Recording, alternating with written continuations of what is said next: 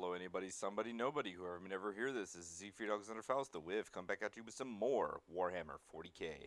I'm going to be doing a couple more videos. I actually recorded two, and then I had to do them over again, which is now, because I failed to actually have the input working for my mic.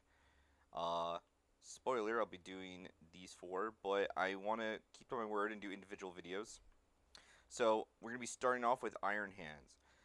Spoiler, this lieutenant has a relic. The new list doesn't have a relic, and they're also a successor chapter now. So this is an Iron Hand Spearhead Patrol detachment, and for 2K Strike Force Nephilim, and is again successor chapter. For details I will discuss shortly. It has two Fire Raptor gunships, two Devastator squads, 10 mans, one 5-man tactical squad, one 4 group of servitors, a lieutenant, a venerable dreadnought, a Caldus assassin, and two drop pods. Drop pods allow you to actually deep strike turn 1, and with the extra Devastator bonuses, this gets really nasty. So Devastator Doctrine, everything goes up in AP, which the Fire Raptor gunships have.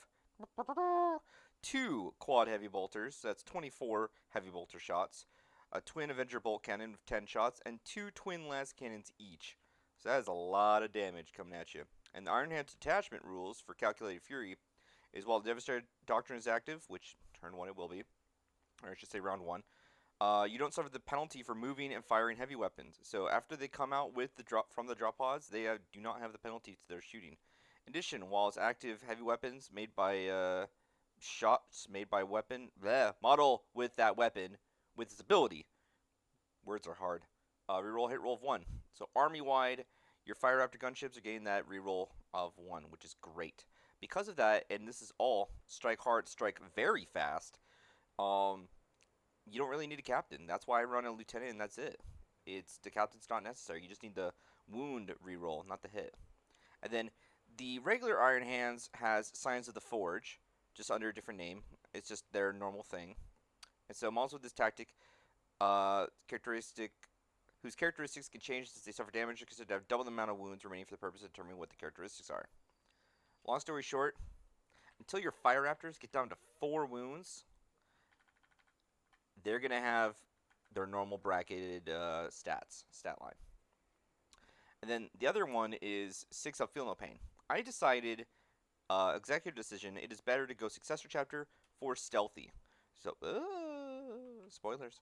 If you go second, that means for all your opponents shooting that's more than 18 inches away, your stuff's going to get like cover. This is in deep strike.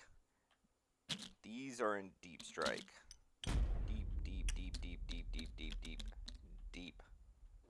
So you're going to be able to hide most of your stuff anyway, but if they're going to shoot at your gunships, now your gunships, if your opponent has AP 1 or less, have a 2-up save, which I think is a hell of a lot better than a 6-up Feel No Pain. You could get lucky with 6-up Feel No Pain, but then, with this 2-up save, what does that do? Against a Melta, you now save on 6s. Correction, you save on 5s. 5-up armor save against Melta. Oh, that's great. That is far superior than a 6-up Feel No Pain.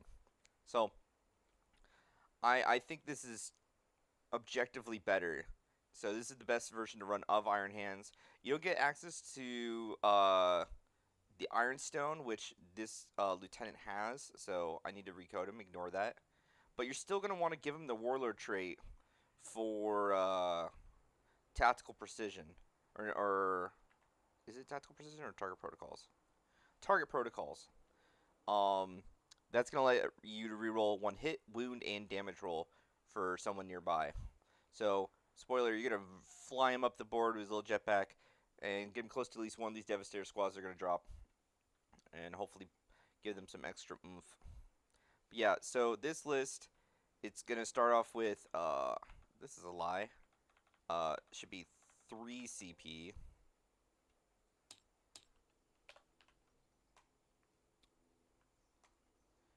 Because these are Forge World, so they're going to have the Forge World tax of Martial Legacy. It's really iffy if your opponent is able to get stuff behind cover for obscuring. This army's poop.